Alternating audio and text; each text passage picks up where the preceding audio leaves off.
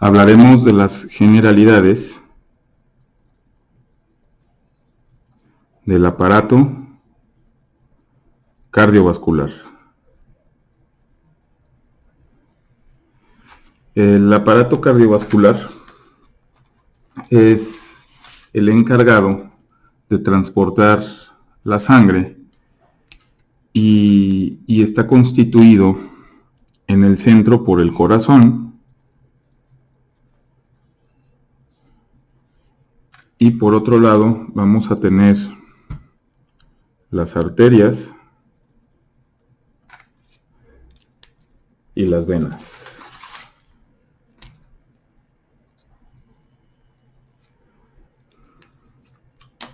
Si nosotros hiciéramos un esquema, más o menos, y hacemos un esquema del corazón y lo pusiéramos como una bomba, como una caja cuadrada, vamos a ver que este corazón está dividido en 4 cámaras. 2 cámaras superiores que se van a llamar aurículas. Vamos a tener la aurícula derecha y la aurícula derecha y la aurícula izquierda. Y 2 cámaras inferiores que serían los ventrículos. Vamos a tener un ventrículo derecho y un ventrículo izquierdo. ¿Okay?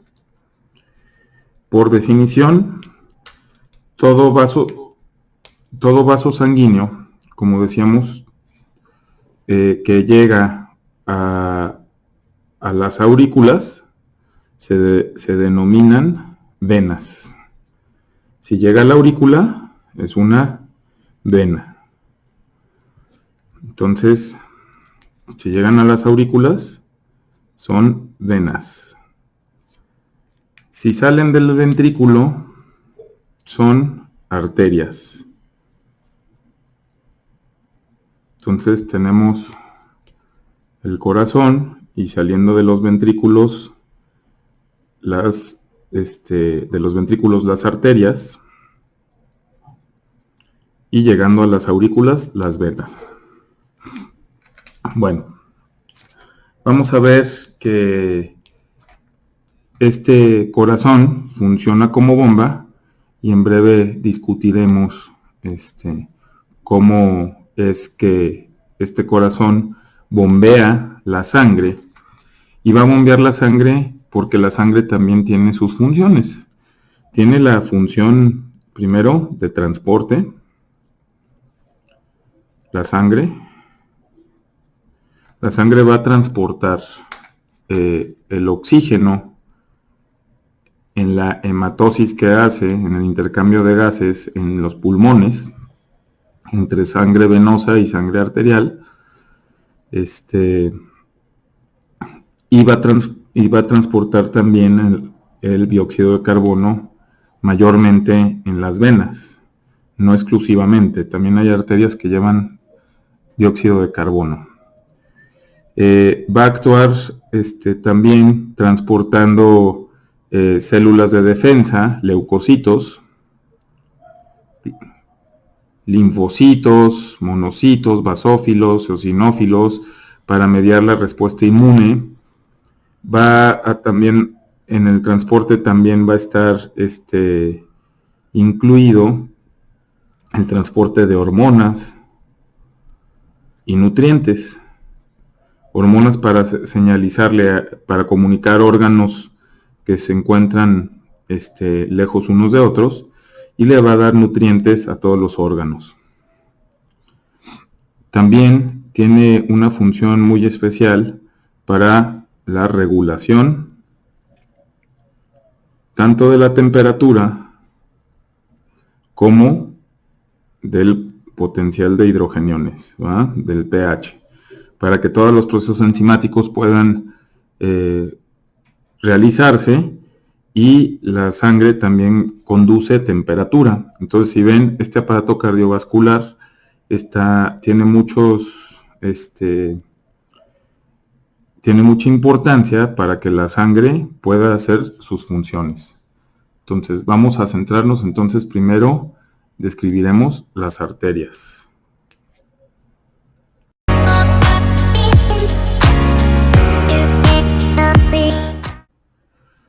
Bueno, las arterias son conductos membranosos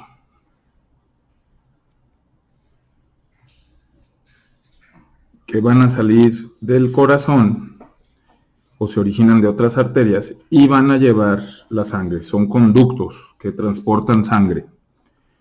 Estas arterias vamos a ver que son, como son conductos, son tubos. Y estos tubos, vamos a hablar que tienen unas paredes, estos tubos. Entonces vamos a ir disecando estas capas para ver histológicamente estas paredes. Entonces, la capa más interna, aquí le vamos a hacer un corte a la capa más interna, recibe el nombre de túnica íntima, histológicamente. Túnica interna o túnica íntima, que es tejido epitelial, es epitelio simple plano, y se conoce con el nombre de endotelio en los vasos sanguíneos. Es el endotelio. Entonces, aquí vamos a ver el corte que hicimos.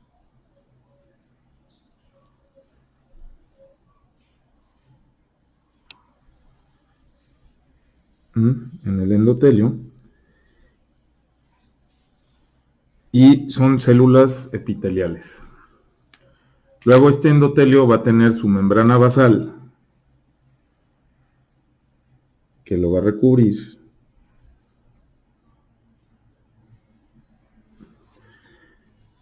Es la membrana basal del endotelio. Y luego vamos a tener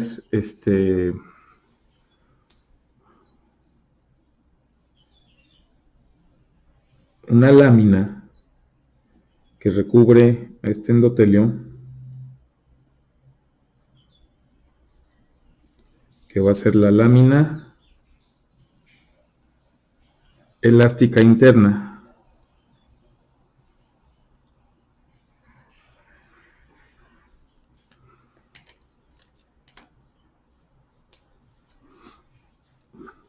Más superficial vamos a ver una capa un poquito más gruesa,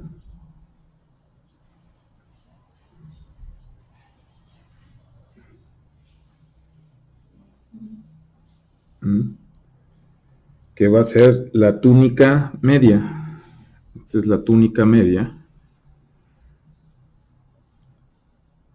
o también llamada la muscular, la túnica muscular, donde va a haber fibras de músculo liso que van a permitir que estas arterias puedan contraerse. Y finalmente vamos a tener aquí, entre esta capa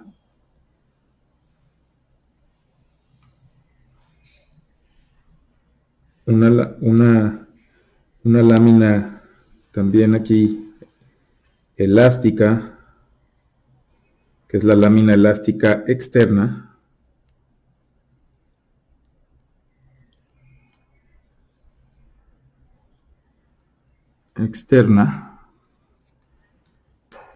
Y vamos a tener una última cubierta, que será, que lo cubre, que es la túnica adventicia, o la túnica externa, ¿verdad? Pero se llama la adventicia. Entonces tenemos la túnica interna o endotelio, la túnica media o muscular, y la túnica externa o adventicia. Entonces estas son histológicamente, si nosotros sacamos todas las capas de la pared del vaso, y en medio de ella va a venir un hueco que se va a denominar la luz del vaso sanguíneo, ¿va? Es la luz por donde va fluyendo la sangre para hacer sus diversas funciones. Entonces, ahora bien, estas arterias se van a clasificar anatómicamente en arterias de gran calibre, grandes vasos, gran calibre, o también arterias elásticas. Estas arterias elásticas, si aquí nosotros las esquematizamos, van a ser arterias que tienen una luz grande, con su endotelio, ¿verdad? Una túnica íntima normal, ¿verdad? Y vamos a ver que a pesar de que tienen una túnica muscular relativamente grande, en proporción pues con el tamaño del vaso, vamos a ver que proporcionalmente va a haber una gran cantidad de fibras de colágeno dentro de ellas, lo que las va a hacer más elásticas. Entonces, estas son las fibras de colágeno, y en proporción hay muchas fibras de colágeno que van a estar dentro del vaso, lo que van a permitir que se dilate y finalmente su túnica adventicia. Estas arterias de gran calibre son las arterias que salen del corazón directamente. La aorta, los ramos del callado de la aorta, las carótidas, el tronco brachiocefálico. Y cuando el corazón pulsa sobre ellas, lo que van a hacer estas arterias va a ser dilatarse para que y dar pulso, y cuando se relaja el corazón van a volver a su estado normal. O sea, estas mantienen la presión de relajación del corazón, la presión diastólica. Estas arterias, vamos a ver que son las menos comunes en el cuerpo humano. Vamos a ver las siguientes clasificación son las de mediano calibre, o también las arterias llamadas musculares o distributivas.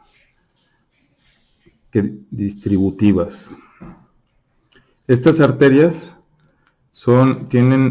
la luz es un poco más pequeña, son las más abundantes, tienen su capa endotelial igual. Estas son las más abundantes del cuerpo humano, y lo que vamos a ver es que tienen su capa muscular, aunque la luz es más pequeña en relación, pues tienen más capa muscular y van a tener también su adventicia, ¿va? Cubriéndolas. La diferencia es que aquí hay menos cantidad de fibras colágena, y estas arterias van a ser las que responden mejor a la contracción. Estas son las que son más fácil que se contraigan. No son fáciles de dilatar, pero son fáciles de contraer. Y es donde la mayoría de los medicamentos antihipertensivos hacen su función para relajar estas fibras y que se dilate la arteria, o para mantener la presión arterial sistólica. Cuando el corazón late, se contraen, disminuyen la luz, aumentando así la presión arterial. Finalmente tenemos unas arterias más pequeñas, que son las arteriolas. Las arteriolas son arterias que tienen una luz más pequeña todavía, se van haciendo más pequeñas, tienen en proporción también una capa muscular muy grande y una adventicia muy pequeña, que apenas imperceptible.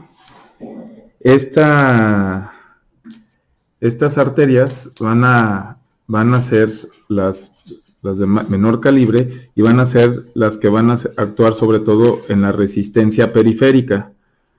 Es donde la sangre termina y hace la mayor cantidad de resistencia para mantener la presión arterial. Entonces vamos a ver que aquí también hay autores que dicen que la mayoría de antihipertensivos actúa sobre estas arteriolas en esta clasificación. Finalmente vamos a tener lo que se denomina como los capilares. O sea, las arterias van de gran calibre, mediano calibre, se van haciendo pequeñas arteriolas para terminar haciendo los capilares. Y los capilares son muy pequeños, es casi puro endotelio, y este endotelio los hay de diversas formas, puede ser continuo, puede ser endotelio, puede ser un endotelio fenestrado, lleno de, así como coladera, como se ve en el glomérulo del riñón, o puede ser también sinusoidal, como se vería como lo encontramos en el hígado, ¿verdad? Entonces es aquí donde se realiza el intercambio gaseoso, el intercambio de nutrientes, en el final en el órgano ya donde llegó la sangre, aprovecha los nutrientes y las moléculas, las hormonas, pasan por ahí y de ahí hacen el intercambio gaseoso también, y estos capilares van a continuarse, van a dar origen a las vénulas. Entonces, un concepto importante que hay que aprender aquí es que estas células pues también tienen que recibir sangre porque tienen que alimentarse. Entonces vamos a ver que hay vasos sanguíneos que se meten a los vasos de los vasos, porque tienen que alimentar y generalmente lo más predominante es que lleguen a la capa muscular, tanto vasos arteriales como vasos venosos, ¿verdad? Entonces, esto es lo que se llama el vasa vasorum. El vasa vasorum. O sea, los vasos de los vasos. Y también vamos a ver que hay nervios. Hay nervios que van a entrar también, y sobre todo también a la muscular, o incluso al endotelio, para señalizar la contracción, o incluso para señalizarle al endotelio que tiene que secretar algunas hormonas que tiene ahí. Entonces, ese es el vasa nervorum. Entonces, el vasa nervorum, o sea, los nervios de los vasos y los vasos de los vasos, es un concepto importante para aprender en las arterias.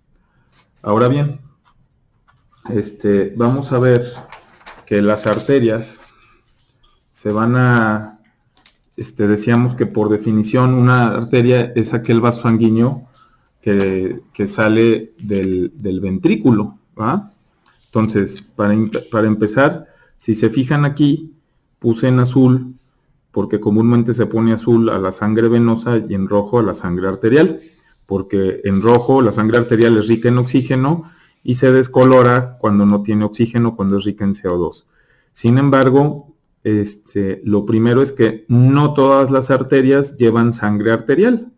Eso ahorita vamos a ver que sucede en las arterias que salen del ventrículo derecho, que son las arterias pulmonares, que llevan sangre venosa.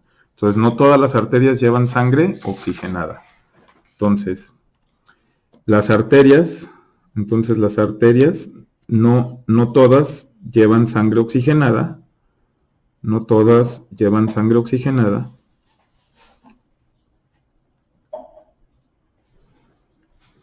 Generalmente las arterias son pulsátiles. Y ya habíamos dicho pues que llevan, dependiendo de la clasificación histológica o anatómica, llevan presión o diastólica o sistólica, o hacen las resistencias periféricas. Entonces, el pulso arterial generalmente las arterias son más profundas y generalmente estas arterias se vuelven superficiales y es donde podemos tocar el pulso arterial. No siempre se puede porque generalmente están en la profundidad, porque es así como el cuerpo las protege. Si hubiera un desgarro arterial, veríamos que es un chorro con alta presión e intermitente con el bombeo cardíaco y entonces sería algo fatal. Por eso las tiende a proteger, aunque hay sitios donde hay arterias que se hacen superficiales. Entonces vamos a ver también que estas arterias las podríamos comparar como con las calles. Entonces, si tenemos una avenida que es muy grande, una avenida, viéndola de arriba, que tiene camellón, ¿va? Y vamos a ver que luego esas avenidas dan origen a calles más pequeñas,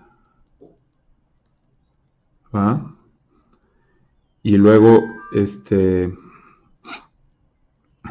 misma calle que tiene su camellón puede irse haciendo cada vez más pequeña también, ¿va? Esta calle se puede ir haciendo más pequeña y a veces digamos que esta calle cuando se hace pequeña y aquí hay un monumento o hay algún algo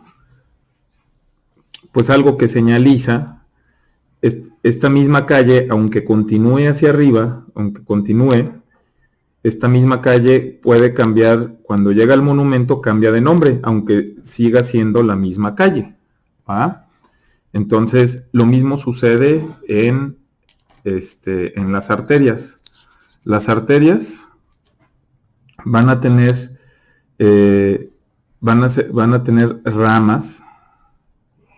ramificaciones, que son las ramas colaterales. Y también va a tener ramas terminales. Suponiendo una arteria que se va dividiendo, puede ir dando ramas. Una rama para acá. Y estas ramas van a tener diferentes nombres. Pueden ser ramas más grandes o más pequeñitas. Y esta arteria puede terminar dividiéndose. Y cuando se divide, esta arteria ya deja de... estas serían sus ramas terminales. Cuando esta arteria deja de ser la arteria para hacer unas dos arterias nuevas o simplemente termina. Aunque no se dividiera, que nada más terminara, entonces son las ramas terminales diferente de las colaterales. Vean, las colaterales salen de esta arteria y se ramifican, ¿ok? Al contrario de lo que vamos a ver con las venas, que las venas convergen, las venas van formándose para ir haciendo los vasos más grandes. Las arterias van del corazón y se van haciendo cada vez más pequeñas, dando ramas colaterales y terminan dando ramas terminales. Al contrario de las venas, que veremos que las venas son más pequeñas y van convergiendo para hacer venas cada vez más grandes y llegar al corazón. Y eso es lógico porque las arterias salen del corazón grandes y se van haciendo más pequeñas y las venas son pequeñas lejos del corazón y cuando llegan al corazón son cada vez más grandes.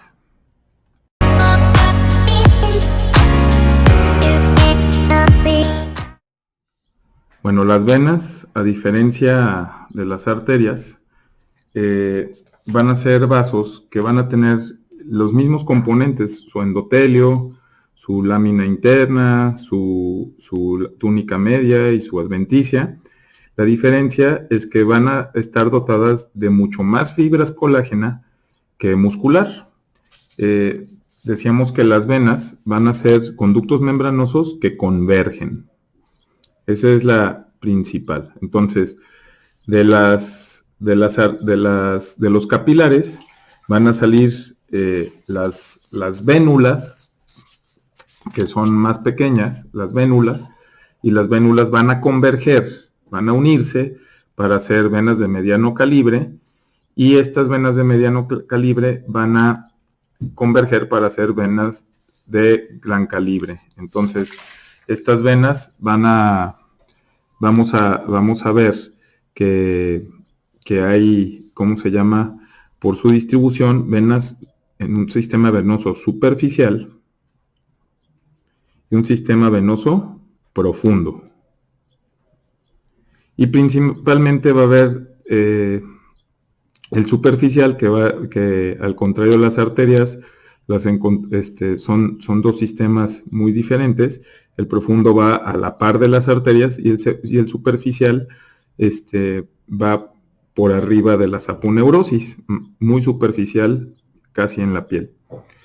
Vamos a ver que hay tres sistemas venosos principales en el cuerpo humano, que es el sistema pulmonar, venoso pulmonar, el sistema de las cavas, de las venas cavas, tanto la superior como la inferior, y el sistema portal, que veremos en cada apartado particular. Entonces, estas venas van a recordar esto, que convergen, a diferencia que son las ramas, se van a ir uniendo para hacer cada vez venas más grandes, al contrario de las arterias, que las arterias van a ramificarse y hacerse más pequeñas conforme se alejan del corazón. Hay dos tipos histológicamente también de venas, que si nosotros hacemos un corte aquí de una vena, vamos a ver que estas venas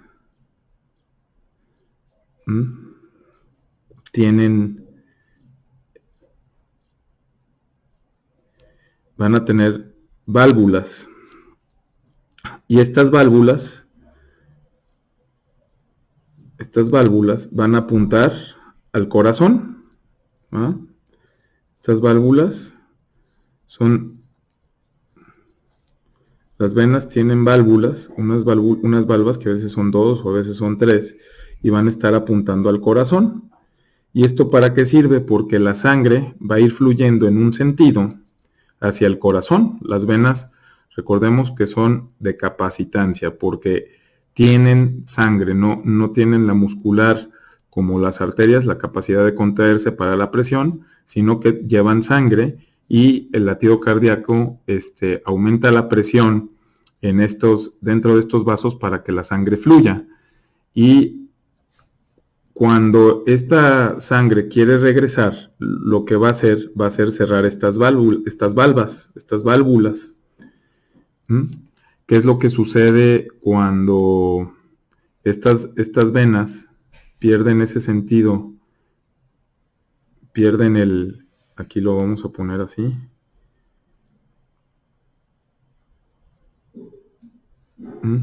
Si las válvulas se rompieran y la sangre refluye, entonces, como son de capacitancia, estos vasos sanguíneos, ¿cómo se llama? Su pared se volvería tortuosa, ¿verdad? Porque se llenaría de sangre, ¿verdad?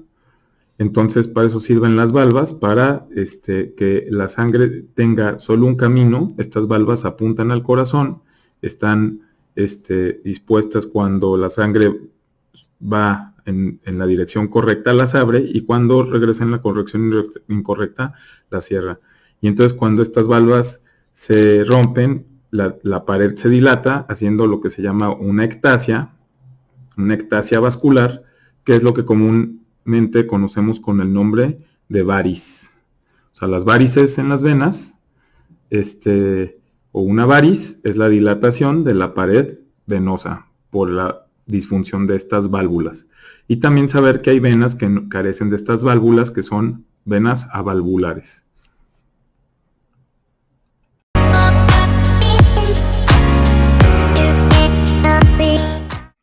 Entonces, una vez explicadas las arterias y las venas, podemos pasar a ver más o menos el concepto del corazón. Decimos que aquí tenemos un esquema del corazón como si fuera una bomba dividida en 4 cavidades, 2 superiores y 2 inferiores, 2 derechas y 2 izquierdas. Las cavidades derechas van a llevar sangre venosa proveniente de la circulación que se llama sistémica.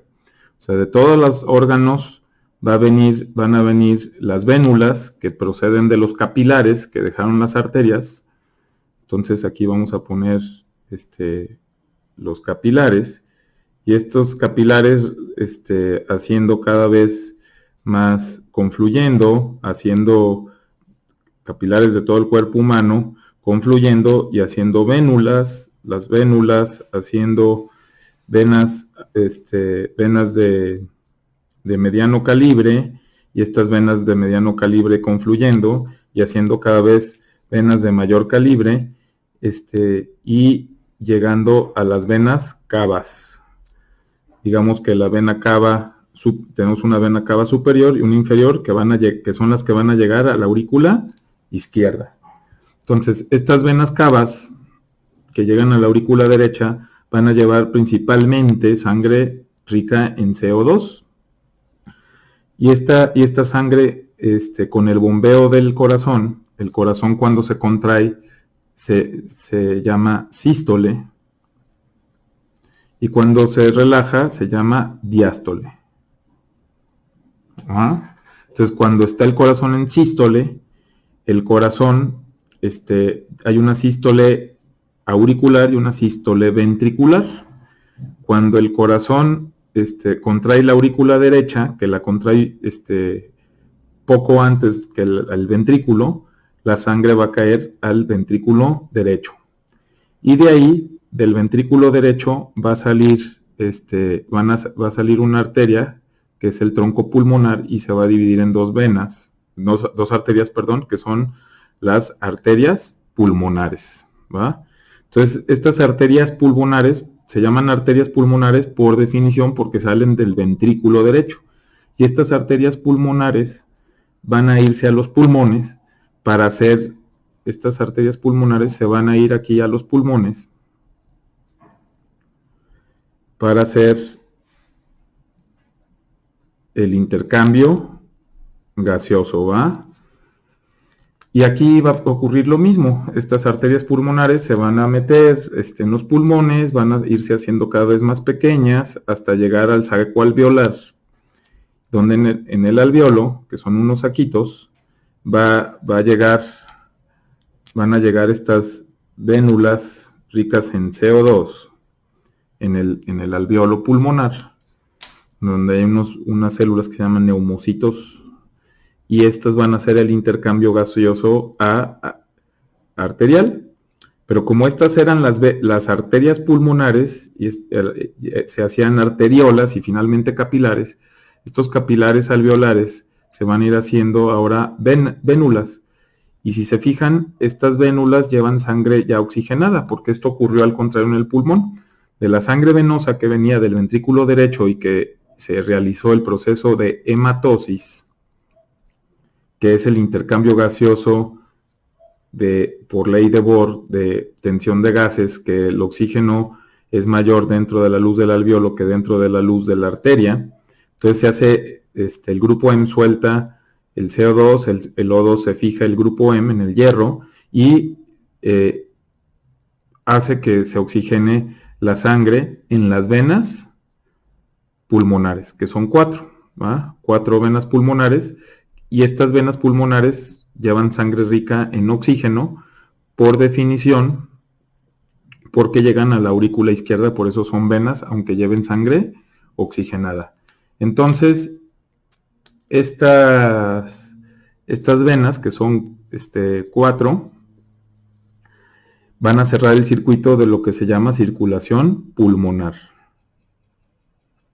que es de la aurícula derecha al ventrículo derecho, del ventrículo derecho a través de las arterias pulmonares a los pulmones, y de los pulmones a la aurícula izquierda. Entonces, aurícula derecha al ventrículo derecho, y del ventrículo derecho a las arterias pulmonares, y de las arterias pulmonares al pulmón, y del pulmón ya saliendo las venas pulmonares que van a llegar a la aurícula izquierda. Esa es la llamada circulación pulmonar o circulación menor. ¿Ok? El sistema entre el corazón, de la aurícula derecha va a ir al pulmón y del pulmón otra vez al corazón, pero a la aurícula izquierda ya con la sangre oxigenada. Ahora bien, cuando llega la sangre oxigenada a la aurícula izquierda, otra vez va a haber una sístole auricular que va a contraer el aurícula al ventrículo y finalmente una sístole ventricular que va a contraer el ventrículo hacia, y va a expulsar la sangre hacia la aorta. Y de la aorta se va a distribuir la sangre en las arterias que se van a ir ramificando. Van a ser arterias de mediano calibre, van a ir haciendo arteriolas y finalmente van a ir haciendo estos capilares, van a terminar en los capilares, donde van a dejar nutrientes, el oxígeno, y estos capilares van a dar origen otra vez a las vénulas, ¿va? Que ya habíamos dicho. Y estas vénulas van a converger a ser venas de mediano calibre y venas de gran calibre para llegar a la aurícula derecha. Entonces, este proceso es el que se llama circulación mayor o la circulación sistémica, ¿va? Entonces aquí ya tenemos los dos conceptos del de circulación menor y circulación mayor, que transporta la sangre para el intercambio de oxígeno con dióxido de carbono, para que transporte hormonas, nutrientes, las células de defensa, y también para regular en los órganos la temperatura y el pH.